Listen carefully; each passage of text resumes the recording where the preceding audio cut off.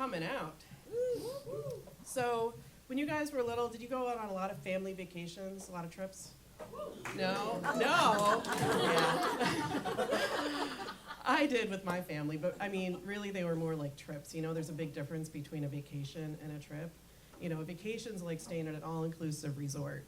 But a trip is like when you stay with your entire family, your mom, your dad, your sister in one hotel room, and your dad is a horrible snorer. So you're up all night, nobody can get any sleep. Every night it's like you're becoming more and more of a shell of your former self. And you're the only 9-year-old in the continental breakfast who's drinking black coffee the next day just to stay awake. Right? You've all been there. So a vacation is like when you take a tropical cruise, right? But a trip is like when your mom is afraid to fly, so you only can take road trips in an unair-conditioned car with all the windows down in July.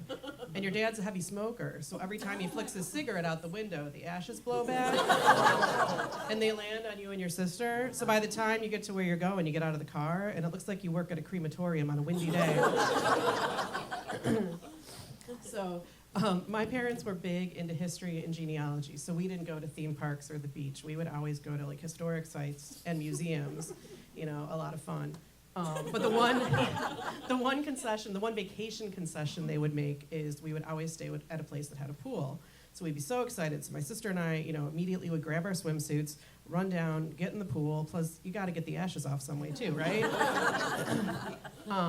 But we were 80s children, and there was, you know, never a drop of sunscreen in sight, right? We would just be out there cooking on the concrete, raw dog in the sun, and we'd be out there until night, and then we just have to watch our, you know, our sunburns develop, like third-degree burns, like a bad Polaroid picture.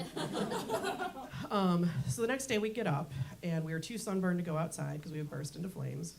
So what do? Naturally, you get in the car and you go to the local cemetery, right?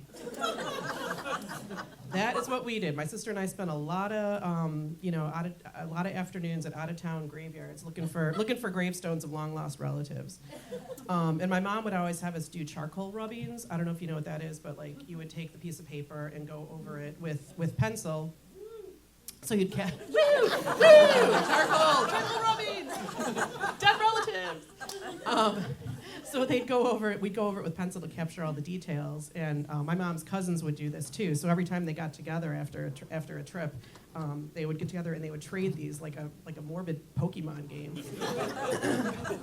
But you know, this was basically all we had before the genealogy websites, right? Before there were DNA matches. That would start ripping families apart with proof of infidelity and secret second families, you know. But like going to the graveyard was like the original 23andMe, when you could still take stories of your illegitimate children to your grave like God intended.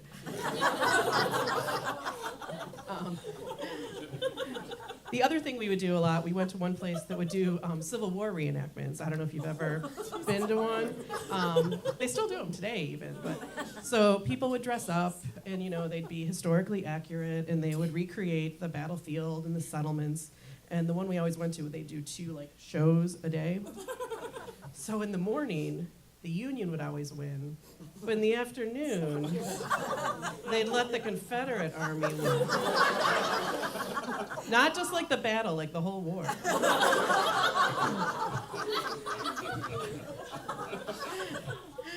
So, you know, people today say like kids, you know, get medals for just showing up. But really, I think the ultimate participation trophy is letting the Confederate Army win at least once a day. So, you know, that's like if you go to the planetarium and half the sky shows are about the flat Earth, but you know, with racism as part of it. So the Civil War reenactments would have a kid zone, so you could wait in line and you could either roll a hoop with a stick. You could take your turn. You could do 1 pump at the water pump, or you could re-roll bloody bandages in between battles. Not a bounce house in sight. They also had a concession stand, so you know you're out there all day. You're like, oh great, popcorn, you know, lemonade, whatever. No, they were such purists, and even though again the Confederate Army would win once a day, they would only sell hardtack and boiled peanuts. So I'm like, I'm not in your battalion. I just want a hot dog. Even at the Renaissance Fair, you get a turkey leg and mead. So anyway, we'd come back to school at the end of the summer. I'd be just all my skin peeling off, dark circles under my eyes. I'd smell like stale cigarettes, and everybody'd be asking like, "Hey, what'd you do on your summer vacation?" And I'd be like, "Well, first of all, we don't take vacations; we take trips." All right, thank you.